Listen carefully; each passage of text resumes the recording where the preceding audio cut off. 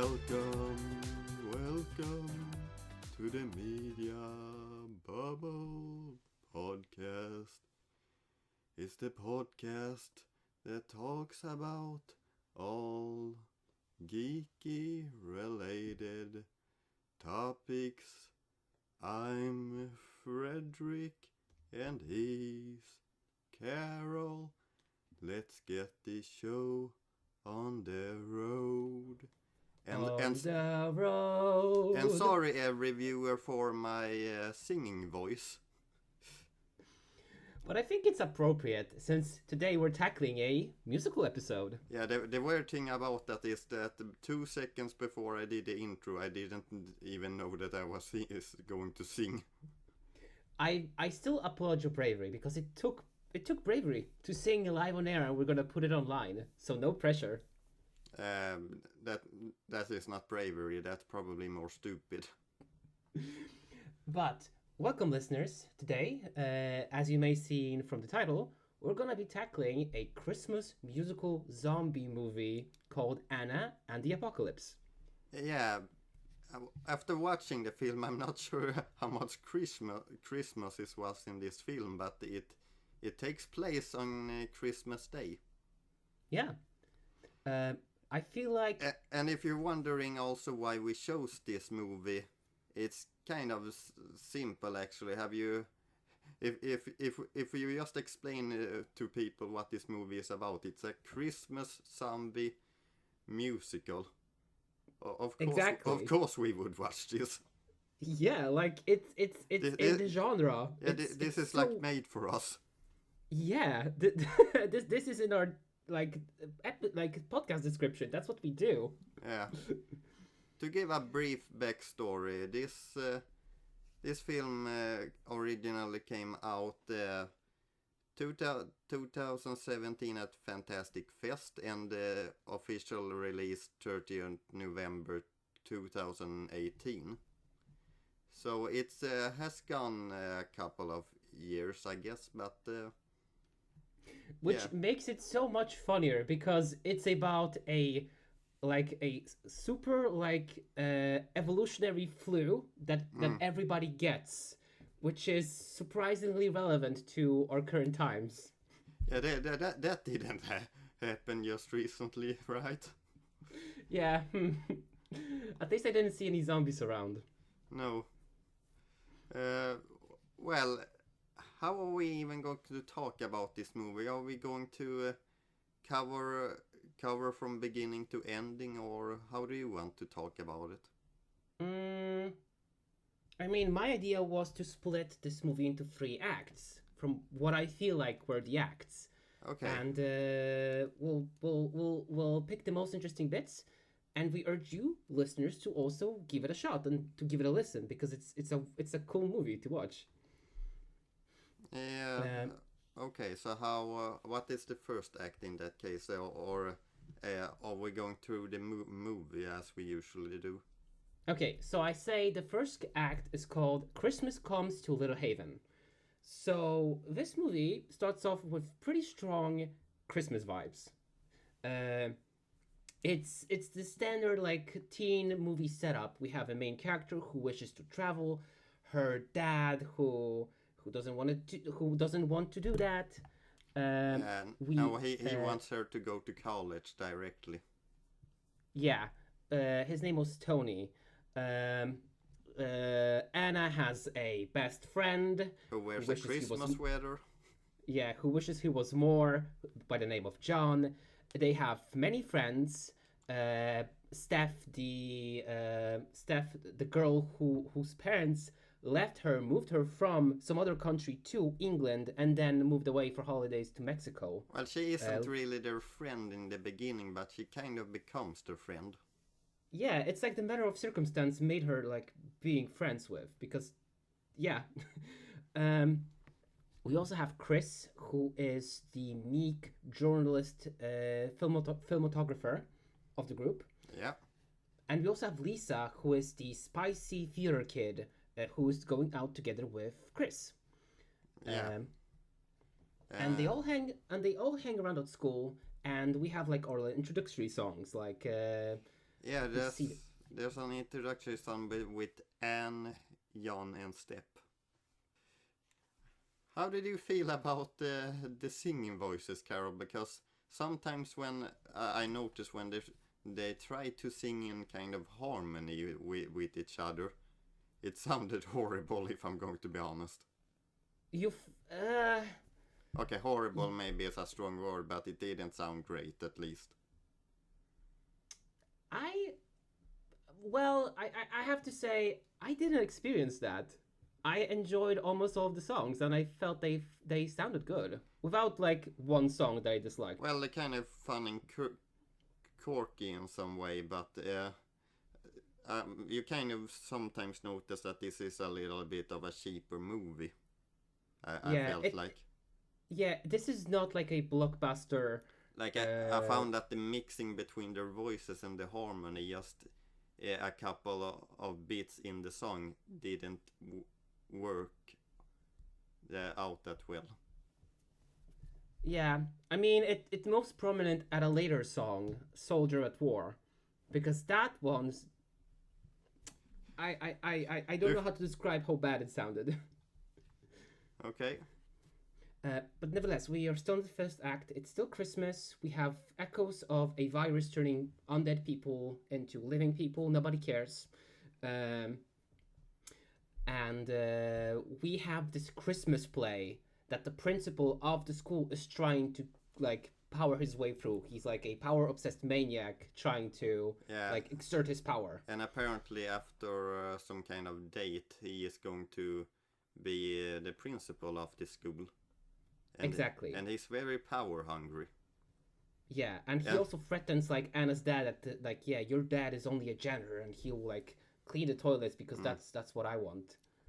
I guess there's also before the Christmas special and all things like that, there was also a cafeteria song where Jan kind of expresses the irritation of being in love with Anne when she doesn't really see him in that way. Which song was that? It was Hollywood Ending, right? Let's see what the names of these songs are. It might have been Hollywood Ending. Because Breakaway is Anna's like motivation song. She sings about how she wants to travel. Then it's a Hollywood Ending. The song was kind of about that in real life you don't really get the movie ending. Yeah, and if I have to say, this is my favorite song of the whole movie. Yeah, probably mine too, to be honest. Yeah, like it's such a bop, and you can like all of the characters play well off each other. Like I felt like there would be foreshadowing in the song, but it wasn't, which I'm kind of bummed about. Well, in some ways there was between Anne and the main bully of the film, Nick. Yeah, there was. How did you feel about the movie setting them up together? Not that good, to be honest. I like Nick didn't feel likable to me at any point in the film. Like there was kind of one point where they were trying to make him somewhat sympathetic, but no, I didn't really like Nick at all, to be honest. There was nothing really that sympathetic about him, I felt. Yeah, like they tried to humanize his character later in the movie. He was kind of just a douche. Yeah, he was. But apparently that's what Anna likes, and sometimes it's okay to feel okay for a jerk. I'm not exactly sure about that, Carol, but okay. They're teens. Like, it's okay to love a jerk and then not to be with him, because that's what ended up being. Like, the relationship broke. Yeah, well, she admits at many points in the movie how stupid he is or how stupid he is gang or... But anyway, we have this wonderful song, like almost High School Musical, them all declaring their motivation and what they want to do. And afterwards we move to the fish wrap and the just the fish rap song, which is just like a rap about fish, and the whole event at school. Maybe we should just explain Chris and Step first. Yes. So Chris, as apparently, even though he can make really good movies, he apparently can't make something with heart in it. So he almost gets a failing grade. And Step overhears this and is like, hey, can we go out this night and film something with the deep meaning? What was it that she wanted to film, actually? I have forgotten. Yeah, because it became irrelevant like halfway to the movie. So the principal said that she had to put something of substance on the school blog, and she wanted to film the soup kitchen about how there is homelessness and like food insecurity at Christmas. Oh, okay. Yeah, that really didn't come up in any other time, I guess. Yeah, it only came one time because they survived because they were at the soup kitchen. They didn't go to school. I feel like that was the case, right? Yeah. Now we can talk about the Christmas special. Yeah, and oh my God, the actress who played Lisa, like Merely Sue, that song is so good. Like, I'm gonna say it multiple times. Yeah, that was kind of a really fun song. Yeah, so Lisa just puts up this burlesque, spicy number like, there's only gift I want from you, Santa, when I see you, when you're near. There's so many sexual interventures. Oh my God, what if I look up the lyrics? There is just this lyrical prowess. And the thing is, she's doing this as kind of a school play with a lot of parents and some younger children. And you clearly understand what she is getting at, and she wanted to sing this to her boyfriend who wasn't there because he was filming something with Step. Let me see. Yeah, it was a little bit. It set up this conflict between them, this rift that he wasn't able to attend. Not really, to be honest. It wasn't. When was that ever established? Where that she was? Oh, I was so disappointed that you didn't come. I mean, they never had a chance to speak after that. The only chance they meet is like 2/3 or like on the last act of the movie when they are back at school again. Yeah. So they never really had a chance to speak. Yeah, as I said, it was never brought up.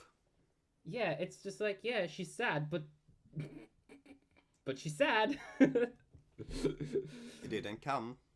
Yeah, like I thought that was the whole point of the Hollywood ending song that also proved that they will not be together, but they ended up together anyway. When I think about it, is this the song that is most about Christmas in some way?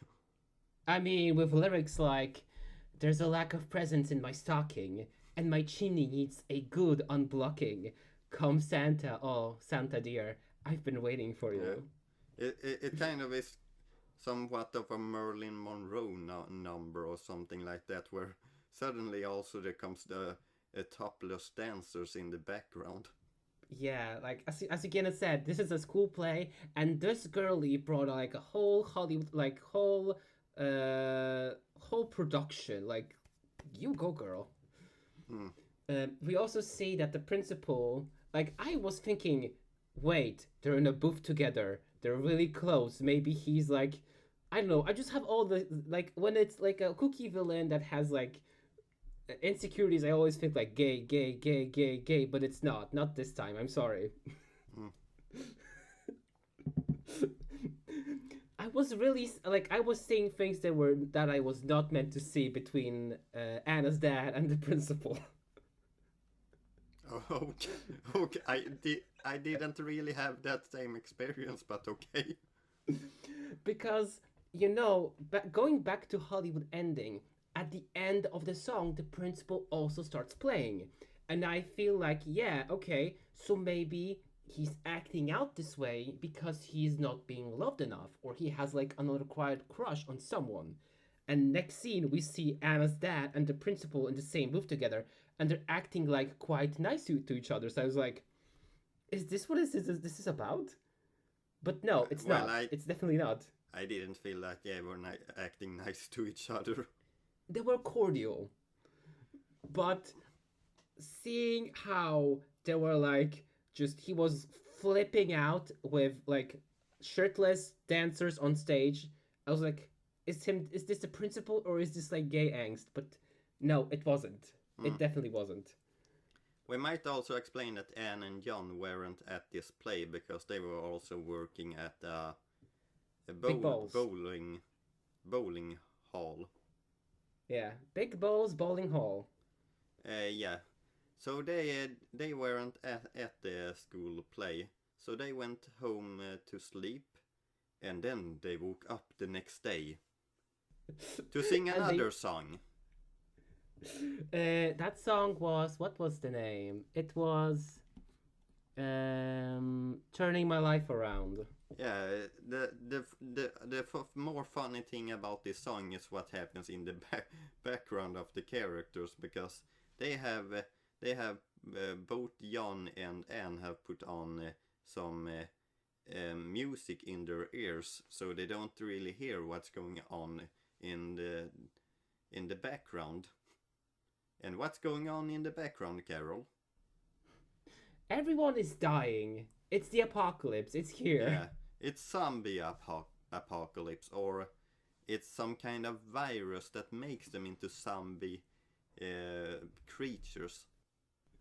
Can I also just note the lyrics in this song, as there's just like people dying, people screaming, cars like smashing into each other, and buildings burning. There's lyrics. I'm walking, spent too long playing dead. I'm shaking these blues out of my head. And then the bridge with Anna and John. Everybody's dying here to tell me how to live, but I'm not listening. I got so much more to give. Yeah. So then they and John eventually meet up on a graveyard for some weird reason. Yeah, like they're walking to school and they meet from the opposite directions. Like you're going to the opposite. Are you going to school? Where are you going? Yeah. Why are you walking in a graveyard suddenly? But on a re-listen, this song is also a bop. It's like my top 3. Okay. But the gang is figuring out that Anna and John, like, hey, we're being stalked by a zombie dressed in a snowman costume. So we gotta bounce. We gotta see what is happening.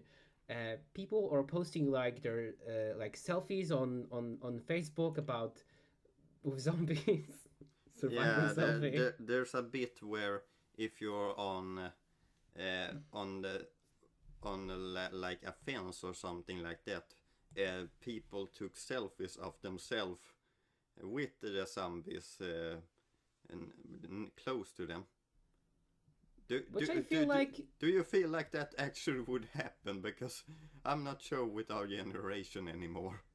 I can say not only it would happen, I'd be the one participating. There's a fence. Come on. Like, it's a zombie apocalypse. It's a Wild West out there. Just do whatever you want.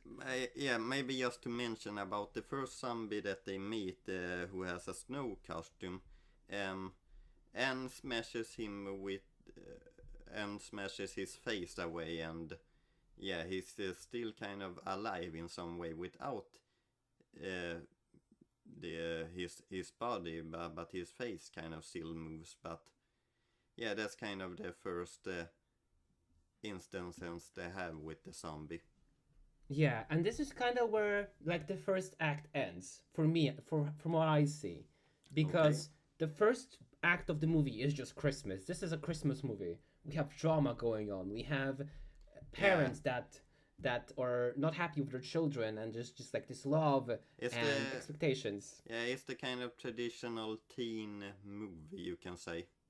Yeah, because I could see this movie play out without the zombies in a different way. It was that good of a setup. there was a while where I was thinking, when are we getting to the zombie stuff? And then we have the next song because Anna and John are going to the bowling ball, the big balls, to hide from zombies. The big balls? Yeah, that's what the bowling hall was called. Big Balls Bowling Hall. Really? You didn't see the neon sign? No. It was it was like they almost zoomed into it. Who made this movie? And whoever made it, you're too horny. John McPhail, who also directed Where Do We Go From Here and Just Say Hi. Yeah, really famous movies there's. Yeah. But I give props to them because he is a good one. But anyway, they go to the bowling hall and we see that Chris and Steph are alive. After they've been at the soup kitchen, they've noticed that people are turning into zombies. So they enter through the back door into the bowling hall and head out to wait for the evacuation army thing. So yeah, they meet up, they see that each other aren't zombies yet, and they team up then. Yeah. These four and characters. And turns out John and Chris are like good friends, they're buddies, like they vibe. Yeah, but that was established before in the film that they were friends.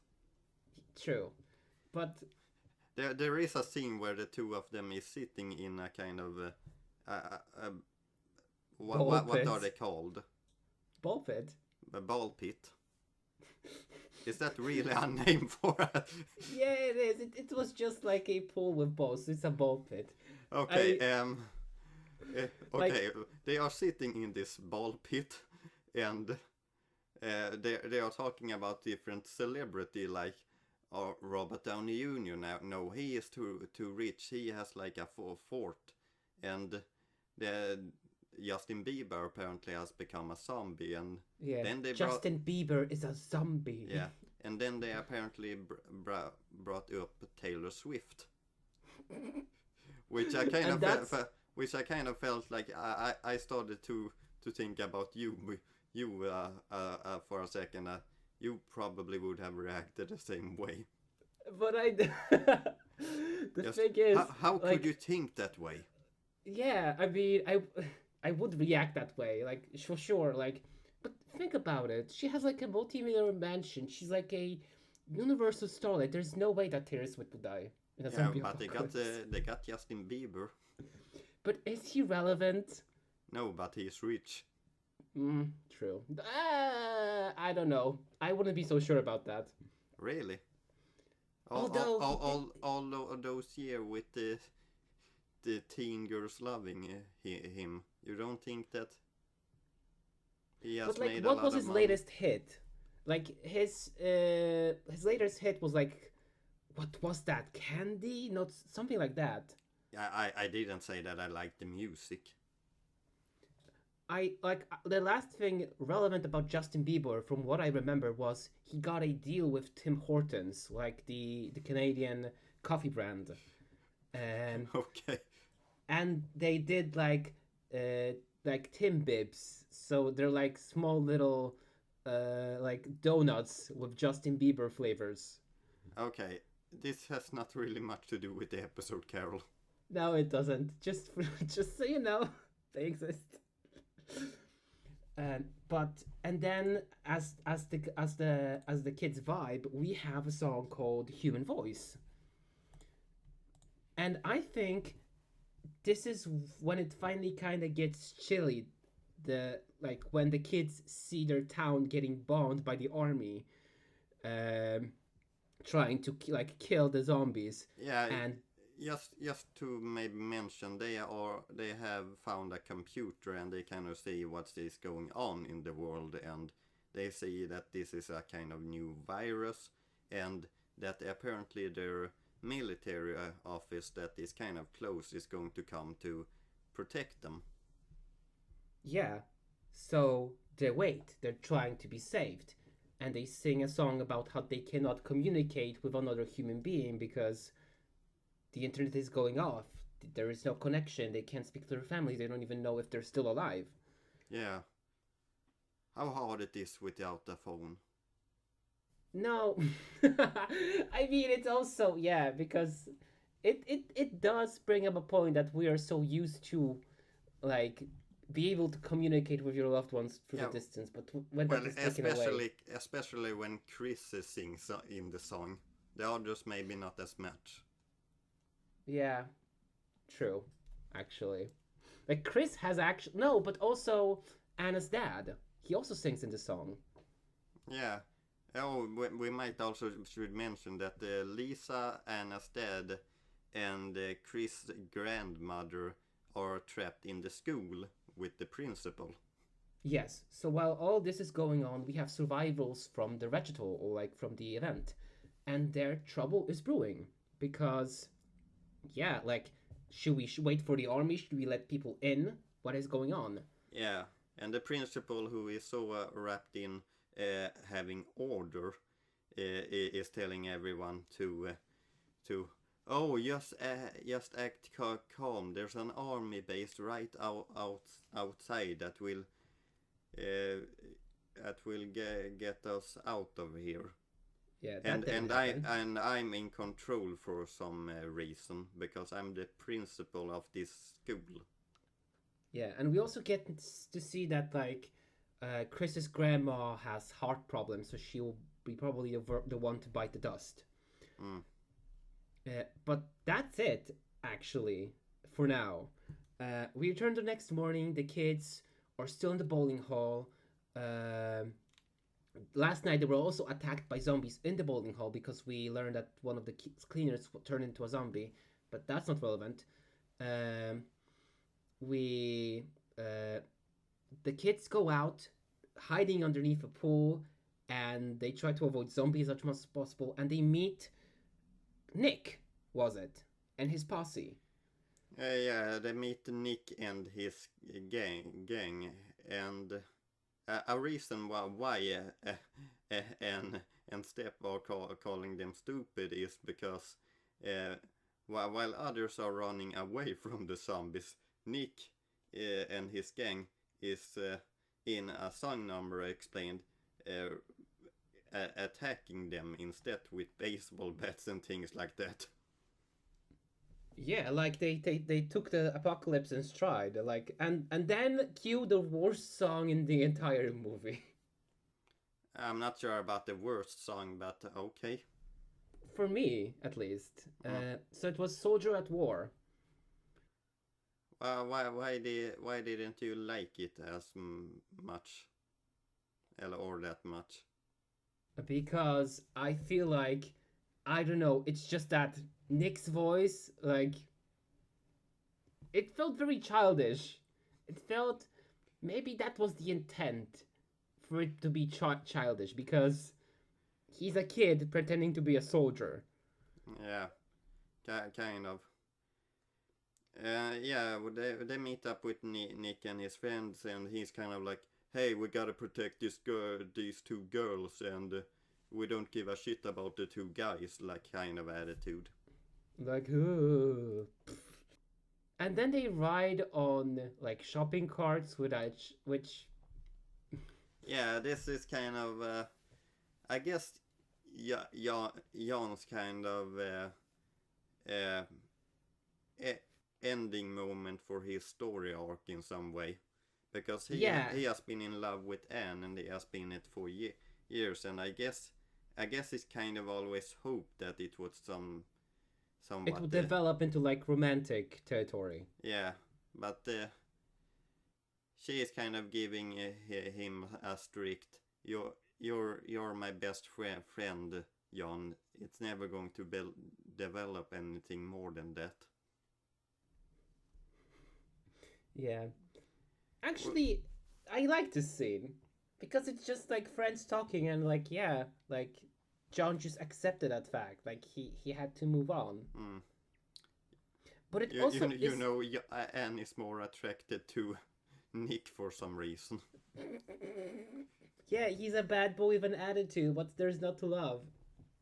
Yeah, every teen girl's dream for some reason. And mine. And uh, and yours. well, come on. You cannot say no to a spicy mean boy. Yeah, you can. Why do why, I have never understood that. Why do you want to date a bully? No, not a bully. Well, okay, in that case, look, there is. You can enjoy the fantasy of being with a tough dude. Like, oh, and he'll always protect you, and you can feel so strong and love, and it's just like so intense. But like we all know in real life, that's not how it works. It's a fantasy for a reason. Yeah, and I have never understood that fantasy. Well, anyway, yes, sorry for you, Jan. You don't have it. Sorry, you're just not bad enough for You're our sweet Anne. you're too friends material. Yeah, squarely in You're the you're boy. wearing too many Christmas sweaters. But he has such a cool sweater. Yeah, it has lights and everything. Like if I saw this one at like a store, I'd probably get it. Hmm. um, Well, but and the gang is going into a shopping mall. not a shopping mall, a shopping district, and they Oh, okay. want to take a shortcut through a very dark, very dangerous, very horrible, like Christmas tree wholesale department. Yeah, that was probably the most stupidest season ever. Like when there's a zombie apocalypse, where I don't really know if going into dark small rooms are the best path to take. Yeah, but these are teens. We have to remember that these are teens, specifically with Nick and his buddies trying to show off. Yeah, that is a point actually. But or in some way, I'm not sure because I at least feel with Anne, she didn't act very teen like. Maybe in the way of she wanted to travel instead of going to school, but yeah. I mean, it was. I feel like it was also very juvenile how she still hoped that after all this, she'd be still able to travel to Australia. Yeah, that was kind of she still wanted to travel to Australia after all that had happened. Yeah, because like I don't think it hit her at the time that it's not a possibility anymore, honey. Like Yeah, this is the the whole new. world is affected by this virus. Yeah. So sorry, you are just gonna have to stay here and fight for your life. Mm. Which Well, kinda changes in the end, but we're not there yet. well, anyway, they are going into this shortcut and surprise, there's zombies there. And Yeah. Nick's whole friend group gets You get chopped. bitten. Because apparently how this virus works is you're getting affected by it if you are bitten by someone that has it. Exactly, which is way more manageable than the other like fantasy like just versions of the virus. I feel like, Mm. uh, because like the kids are splattered in blood and guts on the regular, but they don't seem to get sick. Yeah. So Nick's gang gets bitten, they die. The kids are running away, and at night they finally get to school to rescue their family. No. We have one more scene to go through before that. Which Uh, one was it? well, you see that before that, John has something unfortunately happened to him because Oh yeah. because when they're kind of close at the ending of the shop and I don't know, he and Anne are walking together one last time. There comes a zombie out of nowhere and bites him. And so what happens for him and Anne is that he protects Anne from all the other zombies and gets her out of there. But at the same time, he is left behind. And he Yeah. is the first of the kind of the main gang. core group that gets affected. Yeah. So this is also when I remember, like, hey, this is still a zombie movie, and we shouldn't expect all our characters to live. Because at this point, we're like good halfway through the movie, and like only the like secondary characters tended to die off. Yeah, I was kind of a bit sad that it was Nick in some way, because he was kind of my favorite character up to that point. You mean John? Oh, Jan, excuse me. Yeah. I'm not the greatest at remembering names. We all know you love bad boys. As I said, these are extremely ordinary names, Carol. I'm not great at remembering names in the first place. But yes, as they stand and watch for an extended while, as their friends get eaten, they snap out of it, and they just run off the mall, try to get to the school as fast as possible. Yeah, and they eventually succeeded, and they find the principal there. Yeah, which turns out is a psycho. Like, he led zombies into the building to devour whatever survivors were left. Yeah, because the group that was staying there originally were thinking of we can't stay in the school any longer. We have to walk away from here. I'm not exactly sure where they were planning to walk. But, just escape the school. Yeah, but where would that be? But anyway, and the principal didn't like that. He wants order. He wants people to listen to him, and apparently when they don't listen to him, he has no problem at all at taking in zombies to the school. Yeah. So can I also say, because during all of the events of the mall and the trees and like John being dead, we had only one scene from the school, whereas the principal is losing control and he is freaking out, just going all like, just turning ill because he cannot remain control. But that's it. Like, we don't see a lot of development from the school gang or Lisa. She is pretty much absent from like the middle of the movie. We see her in the beginning and then at the end. Yeah, she kind of got the short stick of all the kind of teen characters, I guess, because she shows up, or she kind of becomes the part of the gang, kind of close to the ending of the film. Yeah, which, I mean, she kind of was, because they were hanging in the beginning, but as you said, yeah, like she only becomes like part of the gang at the end. That's kind of also where I meant with that when in her singing number, that she is disappointed that let's say Chris wasn't there, but at the same time it isn't brought up as something of a disappointment later on or something like that. Yeah, like we don't have a scene between Lisa and Grandma to talk about Chris or how she felt, or how she like forgives him for that. We just don't see Lisa much of anymore, besides as they go back to school. So they kind of split up into two different groups. Let's see.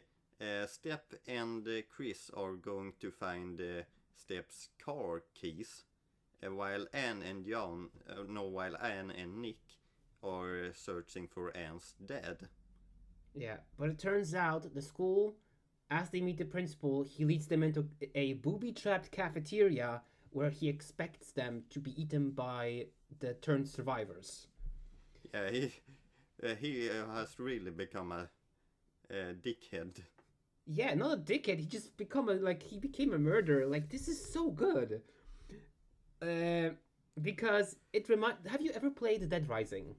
No. So basically, there is a point I'm trying to make. Basically, that point of the game is you have 3 days on a real world timer to rescue as much people as possible before the military arrives to save the town.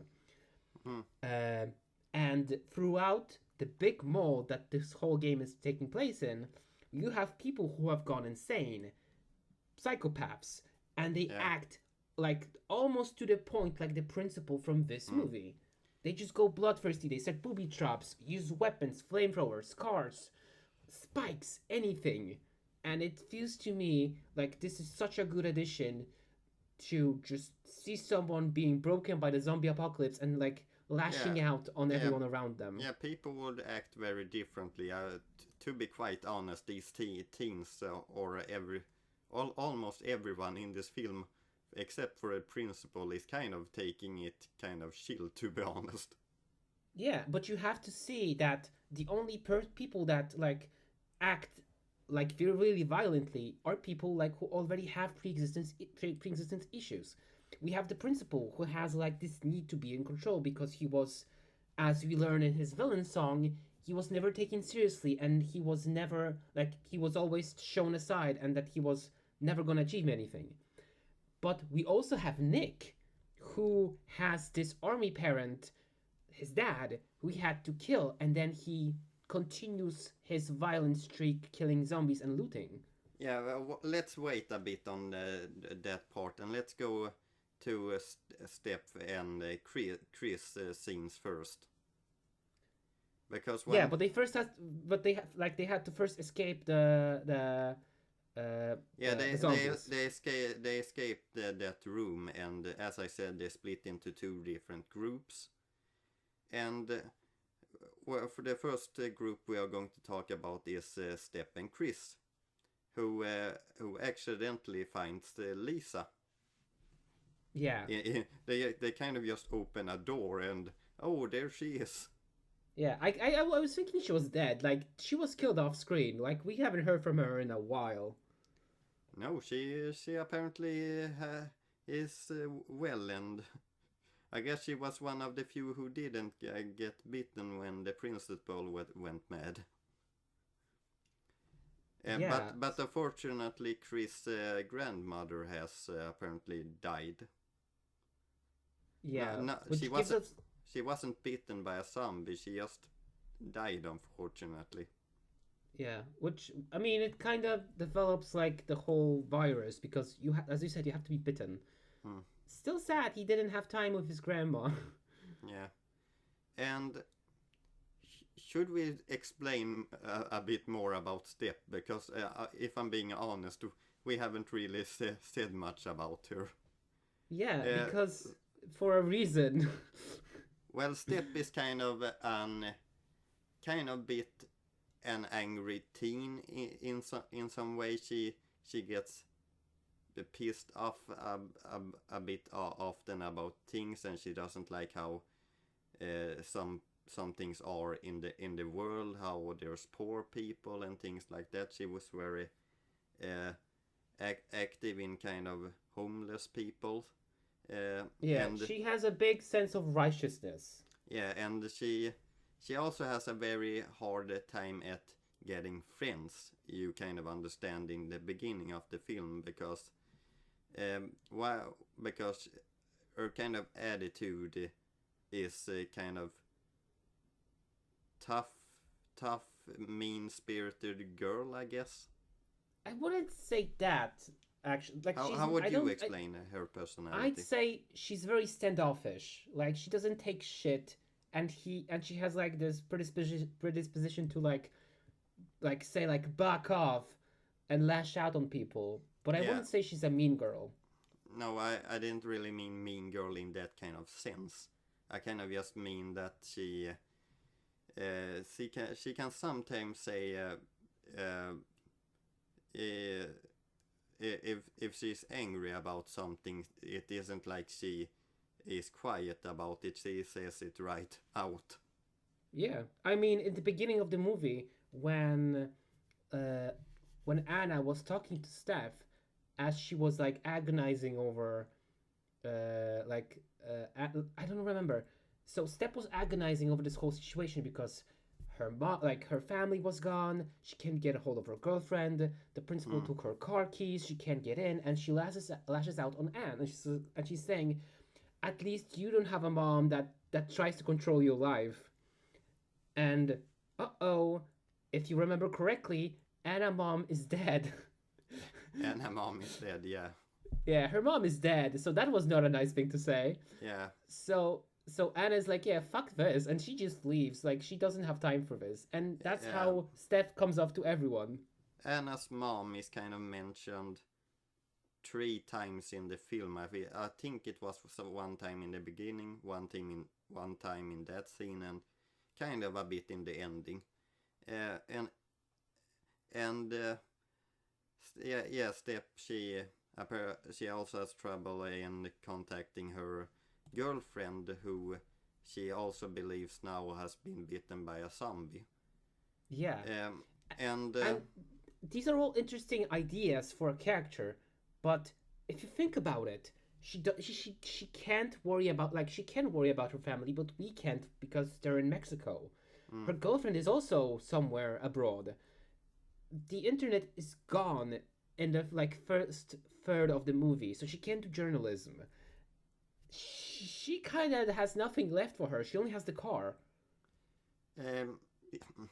I guess in some way. Well, is she trying to document some of the stuff? Because she, as you said, she was a journalist. Yeah, so that was the case with Nick when he started bashing zombies, because she started taking notes and filming. Yeah, right. He is filming everything. If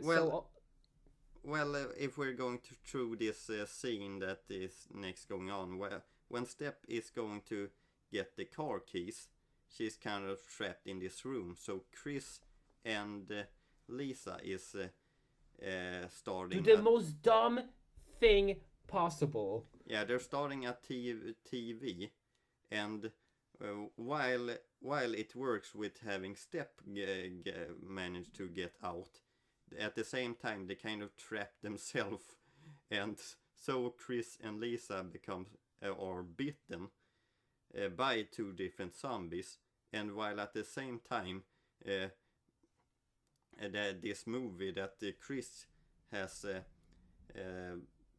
filmed all this time, Lisa sees it and say, and says something like, "Oh, you succeeded, you finally made something with heart." While they're kind of dying, and then they start to hug each other, and it was... and it was so sad. I mean, going back, as I said, I was never hoping they would survive. Well, they had a whole song about how it doesn't end well. Yeah, they kind of had the worst odds at making it out of here. Yeah. Like you're not the main character, you're not the main character's love interest, and you're not this spunky... You don't have, you are a theater kid and a meek video kid. And you are in love, which is like a massive red flag in zombie movies. Well, they were in love in the whole time, at least. Like, there wasn't a breaking point. I guess they died together. Rip them. So, Steph is leaving. She got the keys. She leaves the building, and we don't hear from her for now. She's just gone. She guns it. She is just gone. So then we go to Nick and Anne, and they kind of have a bit of heart to heart of, hey, why are you still so mean? And he also says something like your pussy friend or something like that, which is kind of, he has kind of just recently died from her life, and this is kind of why I don't like Nick really, because he is still giving people shit even on John after when he's died. Dead. Yeah, John has died, and Anne is kind of sad because her best friend has died, and he still acts in this bully way of, oh, I'm still going to talk shit about this kid I used to bully. I think it actually I didn't catch that moment, to be honest. So that kind of changes my perception of Nick because what I She focused got on a was bit got a bit angry at him, and then it's kind of explained that after we had that heart to heart, after we had sex, you kind of just started to ignore me again, or something like yeah. that.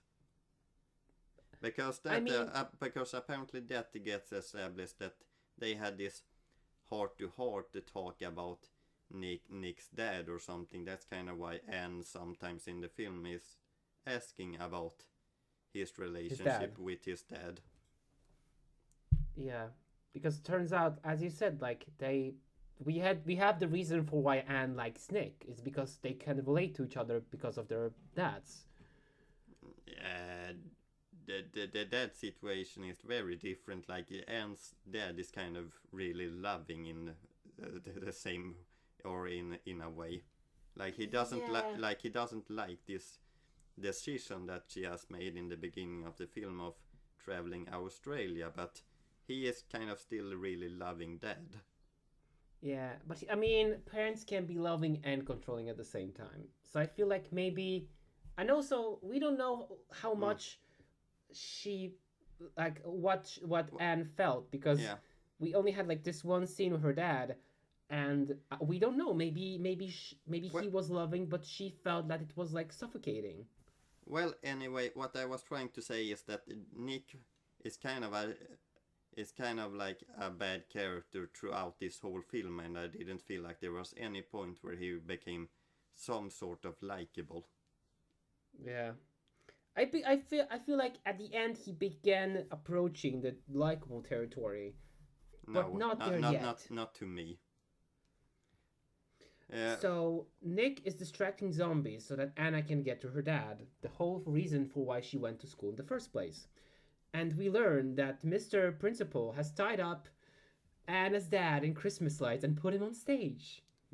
Yeah, and our next song begins to play, which is... what was this song's name? Give him a show. Yeah, give the audience a show or something like that. Yeah, so the principal basically says, if you want to get your dad, you're going to have to fight for it, because he has a full audience full of zombies in front of the stage. Yeah, and it becomes this weird duet between Anne and the principal. Yeah, I mean, it's a duet for a reason, because they're basically arguing, like, are you really enjoying this mess that you've created? Yeah, hell yeah, this is my time to shine, basically. I can do whatever I want, it's the Wild West. Yeah, so Anne is... kicking some ass with what are they called that weapon she had. Yeah, she kind of got that at the convenience store, and she has used it ever since, and apparently that thing is really strong, because she is constantly smashing people's head with it. Can we also say how much Anne has changed throughout the movie to this point? Has she really? Yes, in the beginning she was this optimistic, oh, I want to travel somewhere and I want to leave this whole place behind.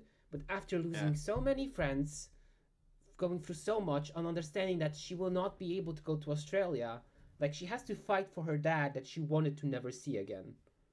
Yeah, but... did she really learn that? Because there was at some point where she still wanted to go to Australia, and I don't know, I didn't really feel like that had a resolution, to be honest. I mean, the last time when they spoke about Australia was still with John in the shopping district. Yeah. I don't know, I didn't really feel like that had a resolution. But anyway, Anne managed to rescue her dad.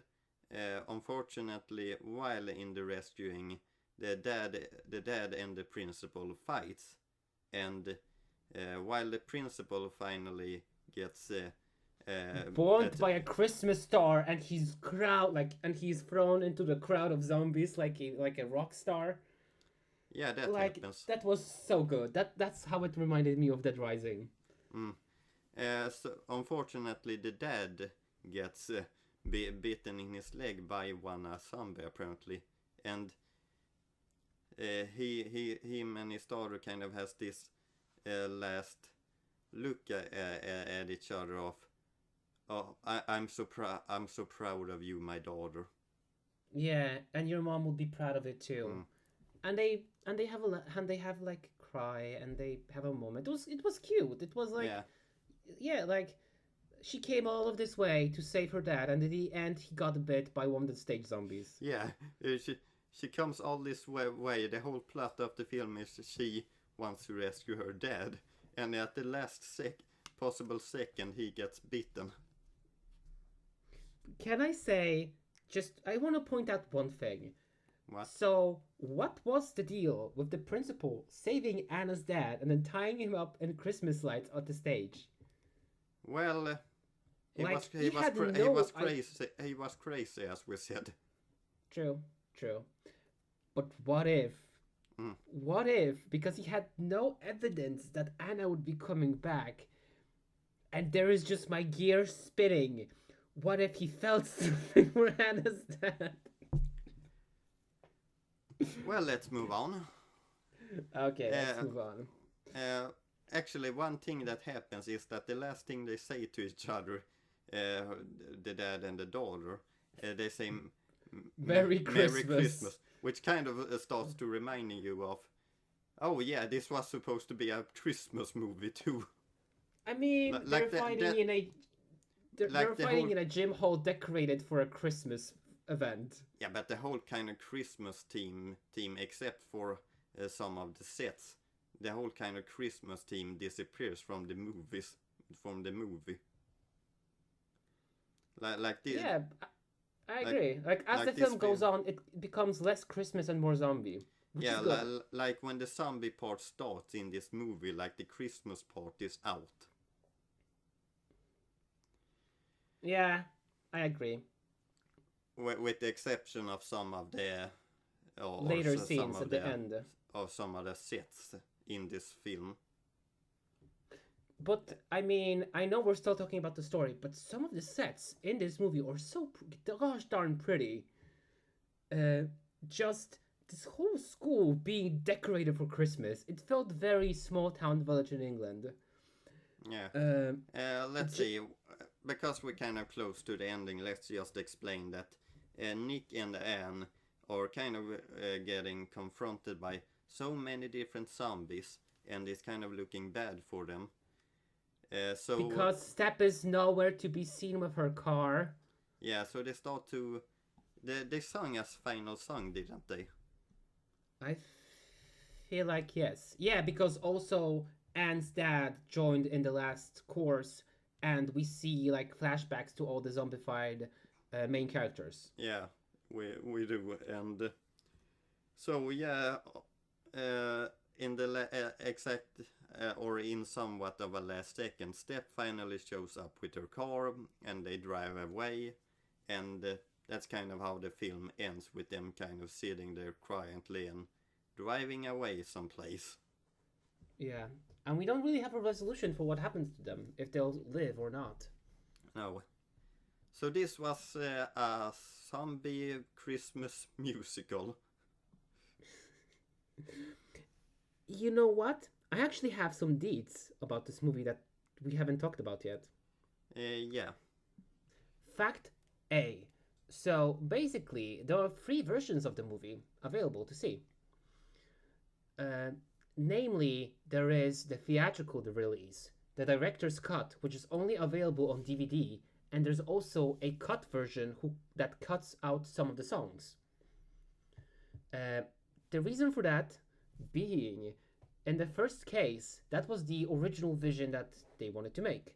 The director's cut has cut songs that explain and change the tone of the movie.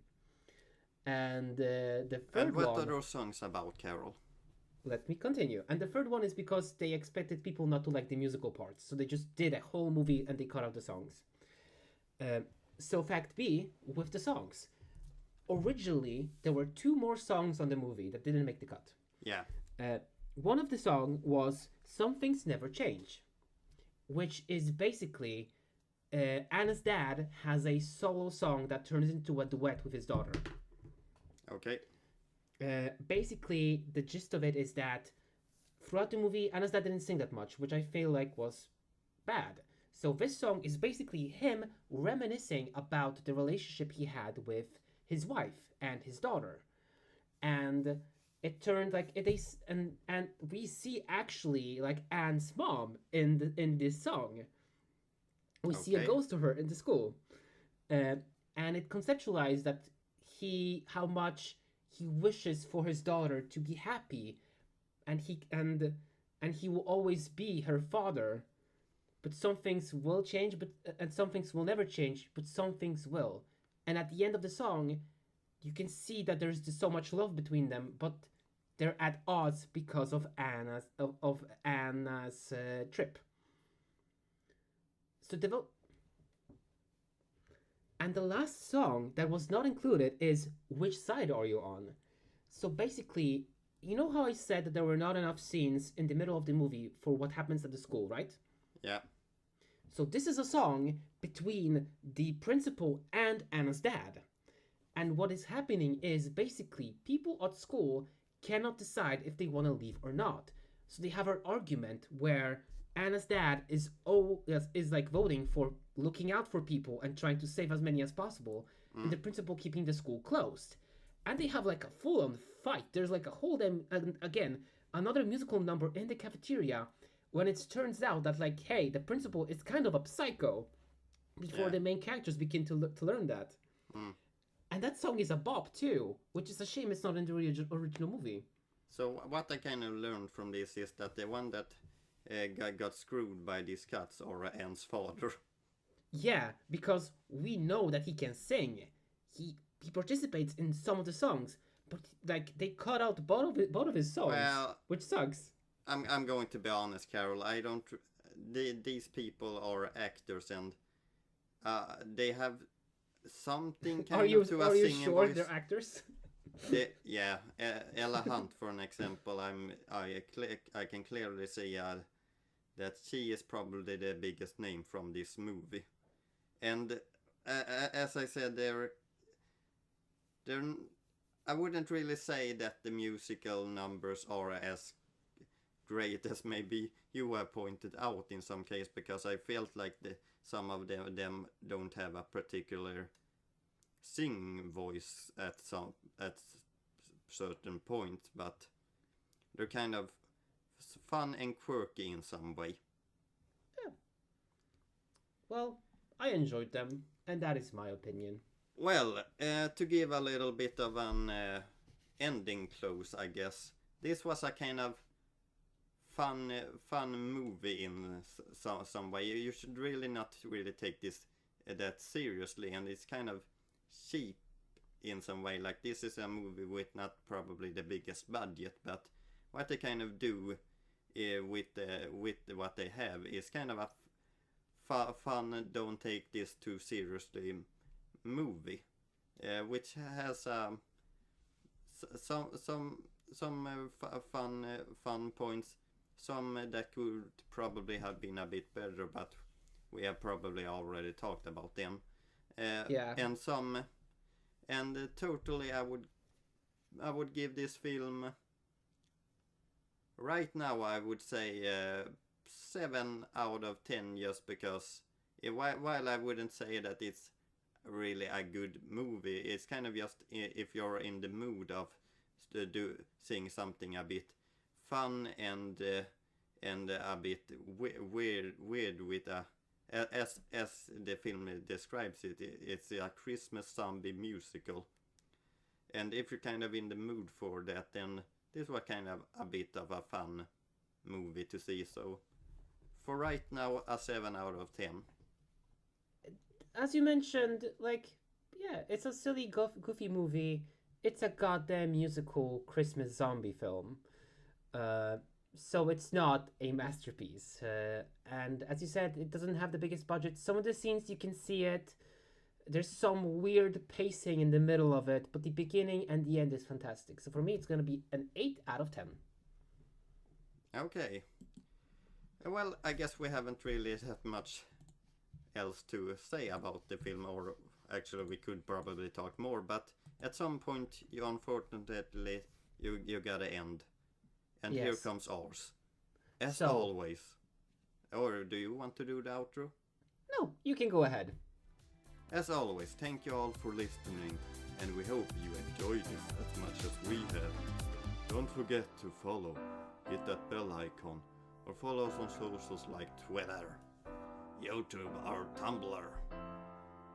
See you in the next episode and have a wonderful day. And have a wonderful day. Now you also have sing for the internet. I am not afraid.